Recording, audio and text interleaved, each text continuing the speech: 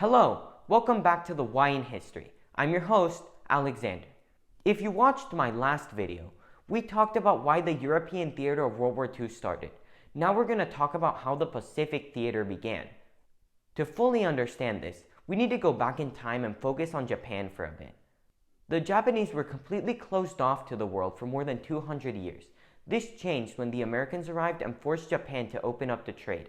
There was just one problem. Japan wasn't just forced to open up. They were forced to sign unequal treaties, which made them trade under outrageous terms that favored the West. However, under these treaties, Japan rapidly developed. The problem was Japan really didn't have any natural resources, so they relied on importing resources from other countries and exporting finished goods. Because this mercantilist economy gave foreign powers control over the Japanese economy, Japan wanted to go get some resources. In 1894, they turned their eyes towards Korea, which was in the sphere of influence of Qing China. That year, Koreans were revolting against their Joseon government, so Korea asked China for help. China sent about 3,000 troops to Korea, and not wanting China to have even more influence, Japan also sent troops. Later, the Japanese government installed a puppet government in the country, which wanted the Chinese troops out of Korea. After they refused to leave, the First Sino-Japanese War broke out, and Japan won. In the peace treaty, China gave Japan the island of Taiwan and the Liaodong Peninsula.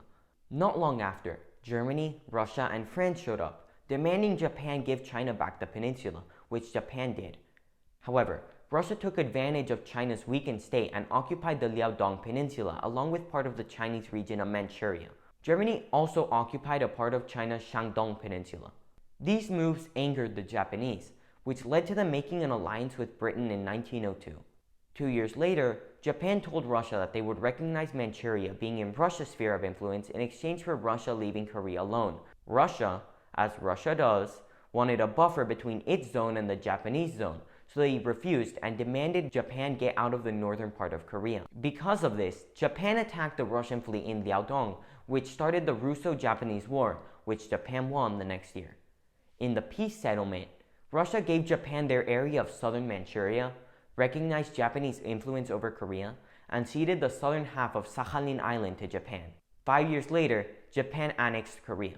Then World War I happened, and Japan took Germany's possessions in the Pacific. Japan still wanted more resources, so they staged an attack on their own train and blamed it on China as an excuse to invade Manchuria, which they did with almost no resistance. After this, they set up the puppet state of Manchukuo. Even after all this, Japan wasn't done and invaded the rest of China in 1937. This war, known as the Second Sino-Japanese War, bled well into World War II and saw Japan commit some of the most shocking atrocities against Chinese civilians. In 1940, Japan invaded the northern part of French Indochina and signed the Tripartite Pact with Germany and Italy, effectively bringing them into World War II. The US had enough of Japanese expansionism and threatened to put an oil embargo on Japan after having failed to negotiate a peaceful end to the conflict. However, Japan still didn't want to back down and eyed the Philippines, which belonged to the US. Knowing that an invasion of the Philippines would bring the US into the war, Japan decided to strike first. On the morning of December 7th, 1941, Japan attacked the US Pacific Fleet at Pearl Harbor. The Pacific Theater had begun. Thanks for watching. Don't forget to like this video and subscribe to my channel. If you have any questions you'd like me to cover in future videos, make sure to leave them for me in the comments below. I'll see you guys in the next video.